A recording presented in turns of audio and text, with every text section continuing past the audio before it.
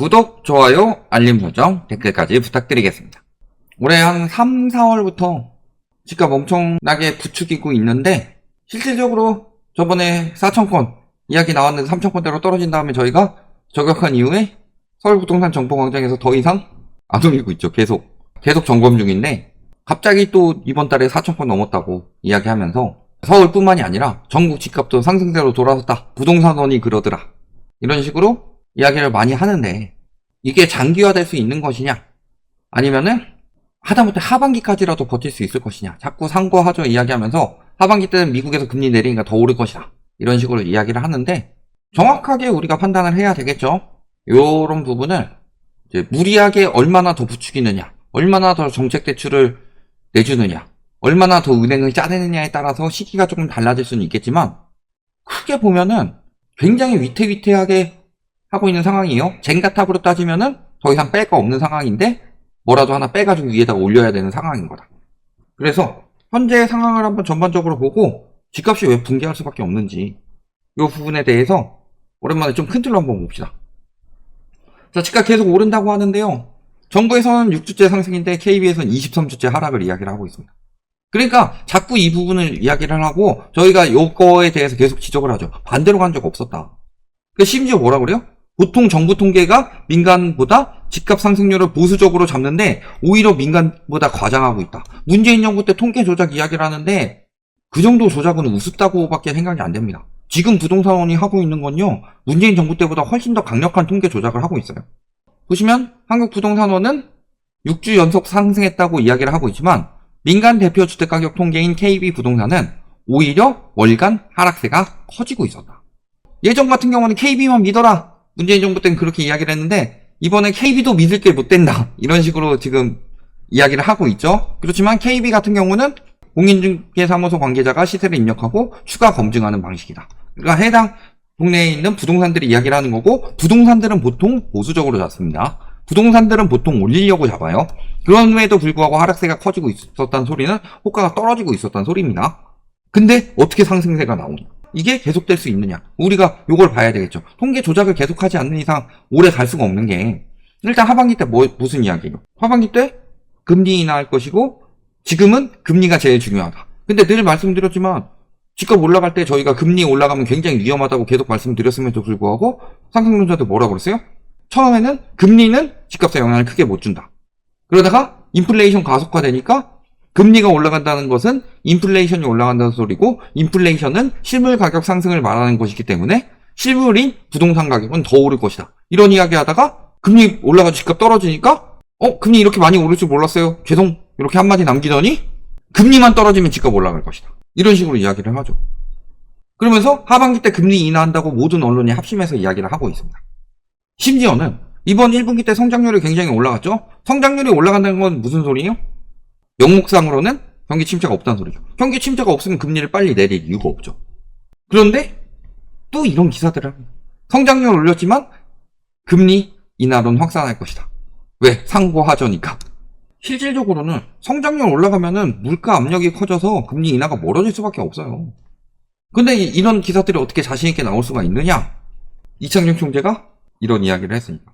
이창용 총재가 금리 한참 올릴 때만 하더라도 물가를 잡으려는 의지를 좀 보였었던 것 같은데 제 느낌에는 관치금융으로 인해서 억지로 금리 누르니까 포기하고 그냥 정부한테 맞춰주는 것 같아요. 근데 하반기 금리 인하가 들어간다는 소리는 그만큼 경기 침체가 빨라진다는 소리입니다. 실질적으로 금리 인하 이야기하면서 계속 무슨 이야기예요? 미국에서 금리 인하하면은 우리나라도 금리 인하 할 것이고 그러면은 집값에 영향을 많이 줄 것이다. 근데 금리 올라갈 때 많은 언론에서 그렇게 분석을 했습니다. 금리 상승기에 집값 안 떨어졌다. 오히려 올랐다. 왜냐면은 금리 올리자마자 바로 집값이 떨어지진 않거든요.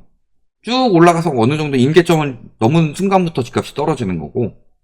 근데 오히려 그때 이야기하면서 오히려 금리 인하 때 집값이 떨어졌다. 왜? 그러다가 터져가지고 집값 떨어지는 시기에 경제 부양하려고 금리를 낮췄으니까. 그래서 웬만한 금리 인하기에 집값이 많이 떨어졌습니다. 코로나 때 제외하고. 코로나 때 같은 경우는 늘 말씀드리지만 근원적인 경기 침체가 아니라 질병으로 인한 일시적인 경기 침체였기 때문에 그리고 돈을 너무 많이 풀었기 때문에 영향을 받는 거였지만 그때를 제외하고 금리 인하기에는 보통 경기 침체가 심하기 때문에 집값이 떨어졌다. 근데 왜 이런 분석도 요즘에 안 내요? 금리 상승 때는 금리 상승 때 오히려 집값 더 올랐다 이런 기사들은 내는데 금리 인하 때 집값 떨어졌다 이런 기사들은 그때는 내더니 왜 지금은 안 내요? 그리고 미국에서 금리 인하하면은 집값이 올라갈 것이다 부추기는데 미국 금리 인하 늦어진다고 계속 이야기 나오는데 왜 금리 인하 하반기 때 우리나라 한다는 이야기 자꾸 해요? 미국 금리 인하 기대가 후퇴하면서 지금 환율이 1470원대 터치 막 60원 70원 계속 60원대로 유지가 되고 있죠. 유노멀이 이제 60원 됐죠. 여기에 미국 채권 시장에서 금리 인하 기대가 세 차례에서 엄밀하게 말하면 0.5%포인트 미만이면 한 차례 이하라는 소리예요. 한 차례 아니면은 안 한다. 이 정도죠. 여기에 미국에서 금리 인하 안 하면 우리나라는 먼저 하면 안 된다. 경제학자 88%가 그 얘기했습니다. 한국에서. 왜? 가장 문제가 되는 것은 원화 약세든 환율에 영향을 주기 때문에. 저희가 미국에서 금리 인하하면은 환율이 더 튄다고 이야기를 했습니다. 왜? 미국에서 금리 인하하면은 달러 가치가 떨어지는 건 맞아요. 근데 그때 우리나라도 뭐 금리 인하 따라가게 될 테고 경기 침체가 당연히 여파가 미칠 수밖에 없으니까. 그러면은 한국 원화의 가치는 달러의 가치보다 더 빨리 떨어진다고 그랬죠. 그러니까 미국에서 금리 인하를 안 하고 오히려 지금 매파적인 메시지까지 나오고 있는 상황인데 한국에서 금리 인하를 먼저 하게 되면 환율은 어떻게 되겠냐. 안 그래도 환율 때문에 굉장히 고생이 심한데 환율이 높아서 도움되는 건 수출밖에 없습니다. 수출은 도움되지만 내수가 박살이 나죠. 내수가 박살이 나서 지금 수입 물가 때문에 우리나라 물가가 높은 거예요. 외국 같은 경우에 비해서 우리나라는 국가 자체적인 요인보다 외국 요인을 더 많이 받는다고 그랬죠. 외국 요인을 더 많이 받는다는 소리는 수입 물가가 높기 때문에 우리나라 물가가 안 떨어진다는 소리입니다. 그러면 수입 물가를 낮추기 위해서 환율을 낮춰야 되는데 환율을 낮출 생각이 없어요. 환율을 낮추려면 금리를 더 올려야죠. 근데 금리를 올릴 생각이 없잖아요, 지금. 그러니까 지금 계속 고물가가 유지가 되는 거예요. 특히 해외에서 수입되는 품목 위주로. 그러니까 미국보다 더 먼저 금리를 낮추면 안 된다는데 미국에서 금리 안 낮춘다고 계속 미루고 있어요. 근데 왜 우리나라는 자꾸 금리 빨리 내린다는 이야기를 해요?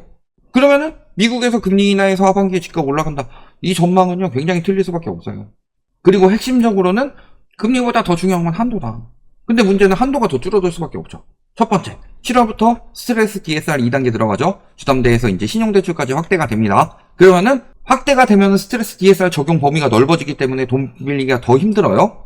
여기에 상반기에는 25%를 적용하지만 하반기에는 50%를 적용하면서 스트레스 DSR로 인한 한도 감소가 더 커질 수밖에 없는 상황인 거죠. 이걸로 끝이냐? 여기에 문제가 하나 더 있죠. 대출 총량 규제. 금융당국에서 주요 시중은행의 가계대출 증가폭을 1.5에서 2% 수준으로 관리한다는 방침이고 실질적으로 시중은행도 이야기를 했습니다. 그래서 지금 코픽스 금리 떨어진다고 하는데도 불구하고 주담대 금리를 오히려 인상하는 모습들이 나오고 있죠. 가상금리를 붙이고 있다는 소리예요.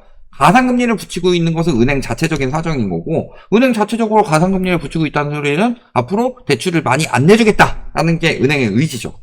그리고 이에 따라서 지금 대환대출, 정부에서 추진하는 대환대출마저도 은행권에서 자체적으로 막고 있다.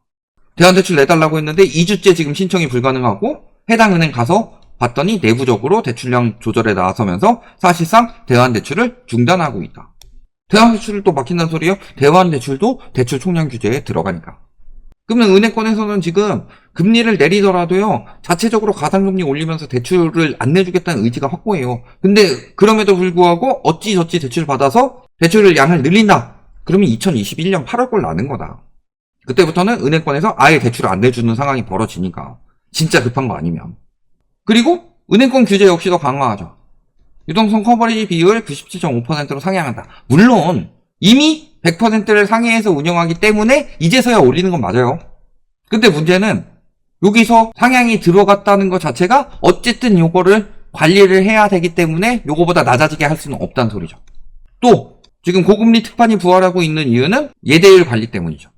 3%포인트를 추가로 확보하도록 해야 되니까 이런 곳들에서는 대출 내주기가 굉장히 힘들다고 그랬죠. 그리고 그럼에도 불구하고 예대율 관리가 힘드니까 저축은행 같은 경우는 규제를 연말까지 연장할 정도로 지금 예대율이 다 한계를 맞이한 상황인 거다. 이렇게 뭐가 터져요? 4월 위기설을 6월 7월까지 지금 미루고 있는 거지만 6월 7월을 기점으로 PF가 터지기 시작할 거죠. 6월에 평가 기준 개정하고 7월 초까지 사업성 평가한다. 그러면은 이 와중에도 계속 터질 거고 이 이후에는 점점 더 터지는 게 가속화될 수밖에 없다는 소리입니다. 호들서도 터져요. PF 시장도 계속 터져요. 분양가 떨어지겠어요? 안 떨어지겠어요? 땅이 경공매로 흔해지는데. 그러면 올해 하반기부터 벌어질 일들이 뭐냐? 하반기에 동시다발적으로 은행권 규제 강화되죠. 대출 총량 규제 좀 더 타이트하게 들어갈 거죠. 스트레스 DSR 들어가죠. 그 다음에 PF 대비까지 해야 되죠. 근데 PF 대비하면서 문제들이 생기면 기업들 대출도 더 나가죠. 그러면 예대율 관리도 더 힘들어지죠. 가계 대출 더 축소하겠죠.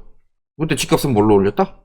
부채로 올렸다. 아무리 정책 대출 내주라고 하더라도요. 신생아 대출 같은 경우는 특례 보금자리론처럼 엄청나게 늘어나지 않은 이유는 받을 수 있는 사람들이 굉장히 한정적인 사람들이고 대출을 받기 위해서 애를 낳진 않을 거란 말이에요. 애를 낳았는데 대출이 나오니까 조금 더 혜택을 이용하는 것이지. 그리고 대신에 이게 전세시장에 영향을 줘서 여파를 크게 미쳤지만 하반기 때 받을 수 있는 사람들이 얼마나 되겠냐.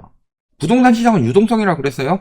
근데 상반기 때 총선 이전에 문제 터지지 않게 하기 위해서 유동성을 엄청나게 풀었던 것들이 상반기에 여파가 어느 정도 나오는 거지만 이게 하반기까지 이어질 수 있겠어요? 상반기 때 이직거래를 했으니까 하반기 때 은행권에서 타이트하게 조이는 건데? 이런 부분들 생각해 보시면은 총선 전까지 땡겨놓은 게 다다. 그 여파가 사람들의 여태까지 그 미친 심리가 아직 남아있으니까 조금 더 길게 가는 것일 뿐이지만 이게 언제까지 가겠냐? 하반기에도 계속 이어질 수 있겠냐? 그리고 하반기 때 붕괴하면 내년에 또 정책 대출에서 살릴 수가 있겠냐?